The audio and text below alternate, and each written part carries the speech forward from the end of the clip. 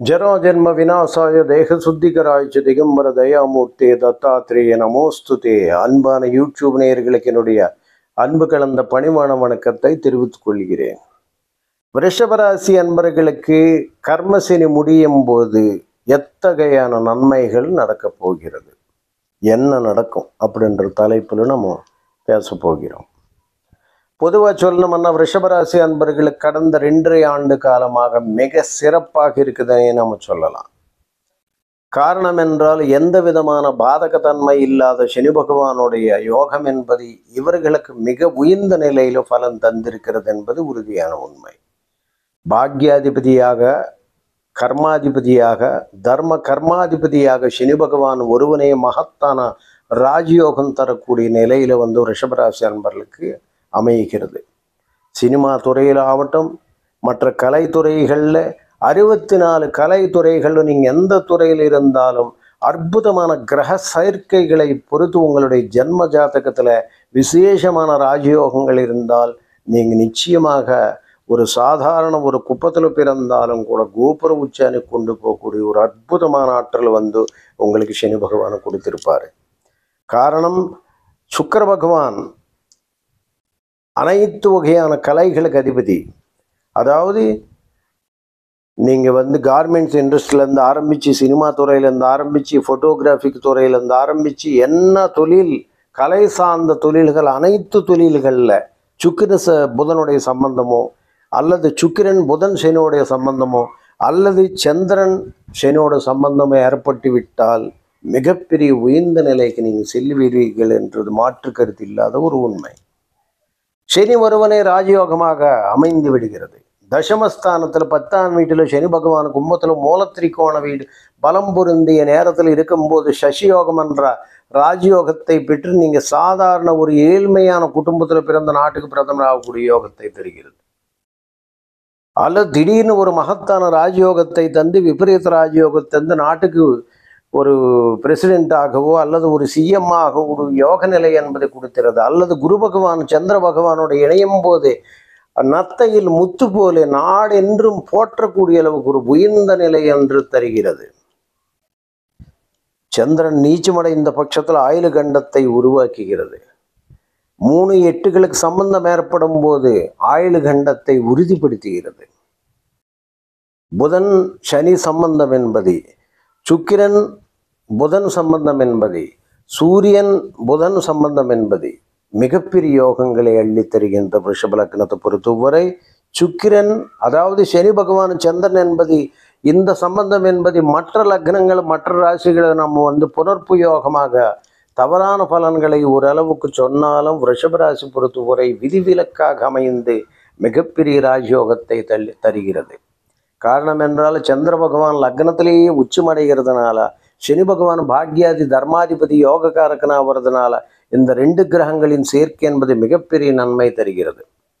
ரிஷப லக்னத்தை குரு பகவான் பாதகத்தை ஏற்படுத்துவான். அசுர்குரு தேவகுருக்கு நன்மை செய்ய மாட்டேன்ற தப்பு கருத்து நமக்கு தப்பானதாக வருகிறது. காரணம் என்றால் இங்கு 3 8 11 கூடையவராக குரு பகவான் வருகிறார். 8ல் இருக்கும்போது சரள யோகம் என்ற மகத்தான யோகத்தை உருவாக்குகிறான்.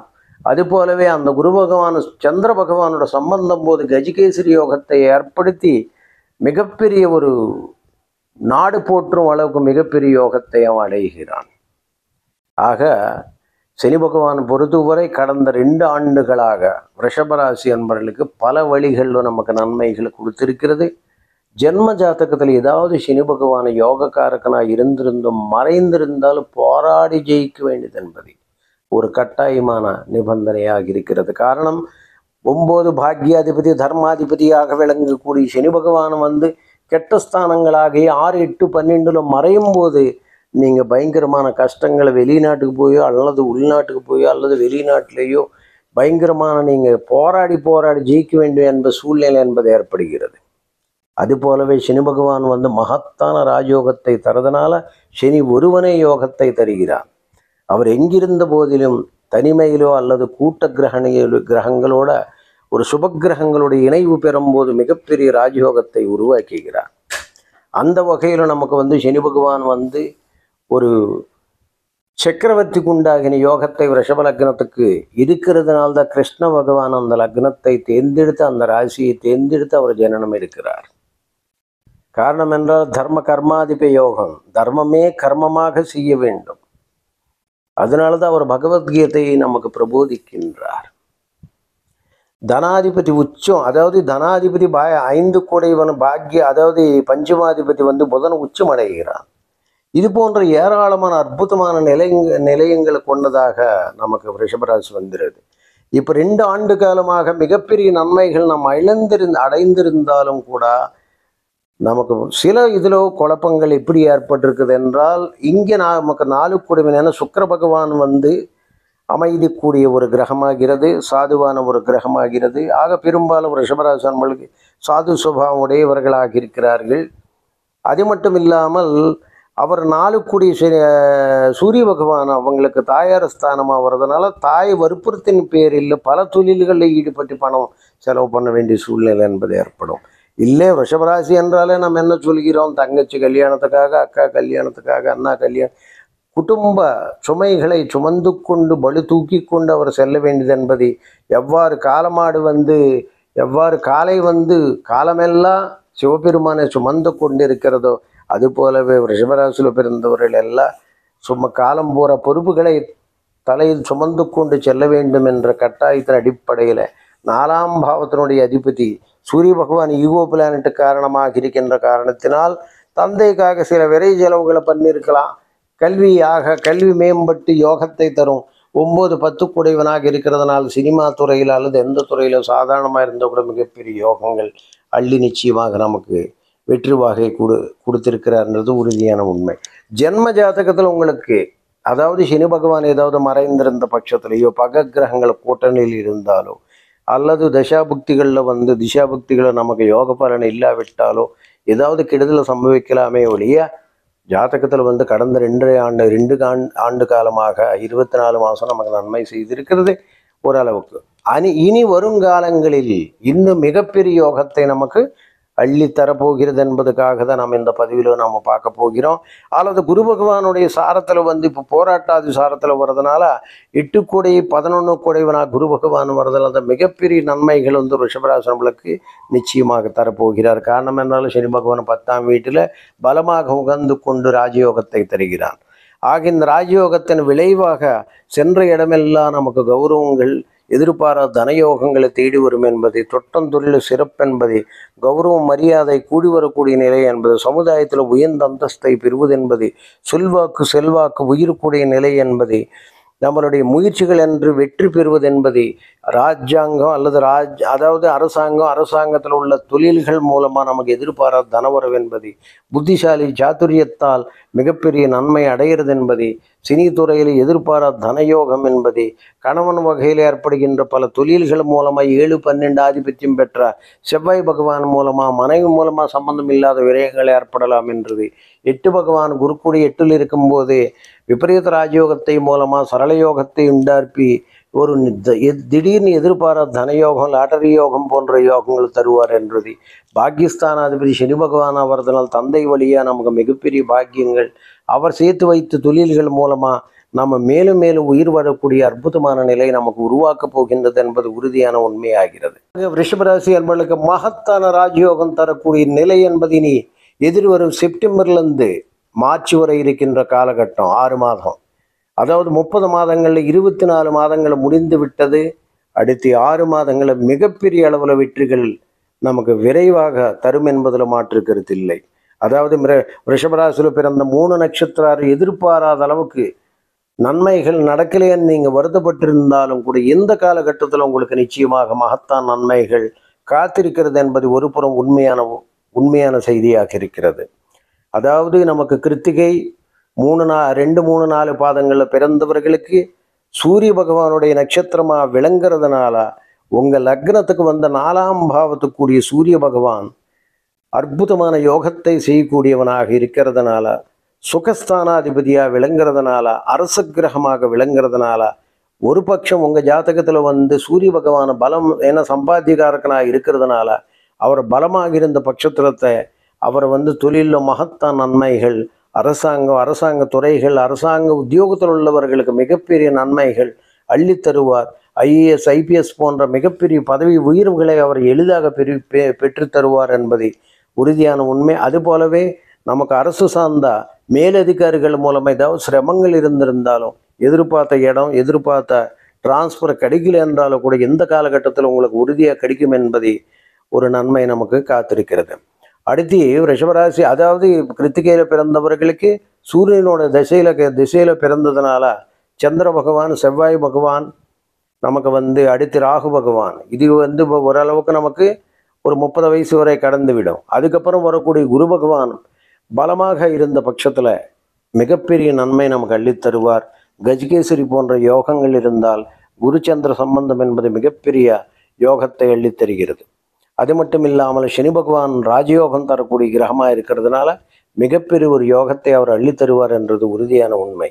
அடுத்து ரோஹிணி நட்சத்திரத்தில் பிறந்தவர்களுக்கு சந்திர பகவானுடைய ஆளுமை அதிகம் கொண்டவராக இருக்கிறதுனால, சந்திர பகவான் ராசியில் உச்சம் பெறுவதனால, ஆக ரோஹிணியில் பிறந்தவர்களுக்கு சந்திர திசை அல்லது செவ்வாய் திசை, ராகு திசை நன்மைகளை தரலை என்றாலும் அடுத்து வரக்கூடிய குருமகா திசை பாதகங்களை செய்யும் என்ற தவறான கண்ணோட்டத்தை நம்ம விட்டுவிடலாம். காரணம் என்றால் குரு பகவான் நல்ல ஒரு சாரத்தில் இருக்கும்போதோ, ஜென்ம ஜாதகத்தில் கிரகங்களுடைய சுப கிரகங்களுடைய கூட்டணி இருக்கும்போது நன்மை செய்வார்.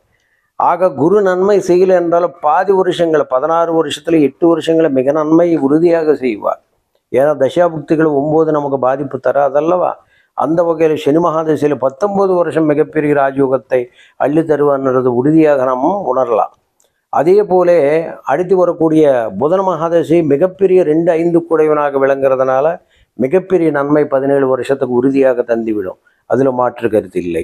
அதுபோலவே இந்த தசா காலங்கள் என்பது கூட உங்களுக்கு பொன்னான காலங்களாக அமைந்துவிடும். அடுத்து மிருகசீரிஷம் 1-2 நட்சத்திரத்தில் பிறந்தவர்களுக்கு செவ்வாய் ஆதிக்கத்தில் பிறந்தவதனால 2-7, அதாவது செவ்வாய் நமக்கு 7-12 குடைவனாக வரதுனால மனை வகையில் வழிகள் தந்தாலும் கூட செவ்வாய் பகவான் தசை நமக்கு செவ்வாய் பால்யத்தில் இருக்கிறதுனால அடுத்து வரக்கூடிய சந்திர திசை, அடுத்து வரக்கூடிய செவ்வாய் திசை, அடுத்து வரக்கூடிய ராகு திசை, குரு திசை என்பதை பாதகத்தை செய்யலைன்னு நீங்கள் நினைச்சாலும் குரு பகவான் செவ்வாய்க்கு உங்கள் நட்சத்திரத்துக்கு யோகக்காரக்கனாக இருக்கிறதுனால நிச்சயமாக நன்மை செய்யும். அப்படி குரு பகவான் உங்கள் ஜன்ம ஜாதகப்படி நல்ல இடங்கள் அமரவில்லை அல்லது நல்ல கால்களில் அவர் உட்காரவில்லை என்ற கவலை கொண்டு நீங்கள் ஏதாவது இருந்தாலும் குரு பகவான் பாதகத்தை செய்கிறதுக்கு உண்டாகிறான். அப்போ அதுக்கு பங்கு உண்டு. அதனால தான் நிறைய சம்பந்தம் இல்லாத விரயங்கள், பண விரயம், கடன் தொல்லைகள், கடனாளி ஆகக்கூடிய நிலைகள் என்னதான் ஏற்படலாம். இருந்தாலும் கூட சில புக்திகள் உங்களுக்கு ராஜயோக புக்திகளாக அமைந்துவிட்டு மிகப்பெரிய நன்மை செய்யும். அதுக்கப்புறம் வரக்கூடிய சனி பகவான் மிகப்பெரிய ராஜயோகத்தை அள்ளி தருவான். அதுக்கப்புறம் வரக்கூடிய புதன் என்பது மகத்தான யோகத்தை, அதுக்கப்புறம் கேது, அதுக்கப்புறம் சுக்கிரன், இது போன்ற எல்லா திசைகளும் உங்களுக்கு மிகப்பெரிய யோகத்தை தரக்கூடியதாக அமைந்து விடுகிறது. ஆக ரிஷபராசியில் பிறந்தவர்கள் எதிர்வருகின்ற 6 மாதங்கள் மகத்தான் நன்மைகளை பெறுவார் என்பதில் எந்த விதமான மாற்று கருத்தில்லை. அதுபோலவே ராசிக்கு உங்களுக்கு 11ஆம் இடத்துக்கு அடுத்து சனி பகவான் வர்றதுனால, லாபச்சனியாக வர்றதுனால பாக்கிய சனியாக பாக்கியங்கள் நீங்கள் பெற முடியவில்லை. காரணம் கொரோனா காலம். அதனால தான் நமக்கு எதுவும் நன்மை என்பது கிடைக்கவில்லை. ஆக தசமஸ்தானத்தில் 10ஆம் வீட்டுக்கு வரும்போது கர்மசனியாக பல இழப்புகளை நமக்கு தந்தாலும் கூட, ஏன்னா காரணம் என்றால் கர்மசனியாக வந்ததுனால தான் நிச்சயமாக வீட்டில் முதியவர்களோ அல்லது யாராவது இருந்தால் நிச்சயமாக இழப்பு கொடுக்கும். ஆக அந்த கர்மசனியாக வந்ததுனால நிச்சயமான பாதிப்புகளை அவர் கொடுத்திருப்பார். அதை தாண்டி உங்களுக்கு லாபஸ்தானத்தில் 11ஆம் இடத்துக்கு வருதுனால இந்த சனி உங்களை ஏமாற்ற மாட்டார்.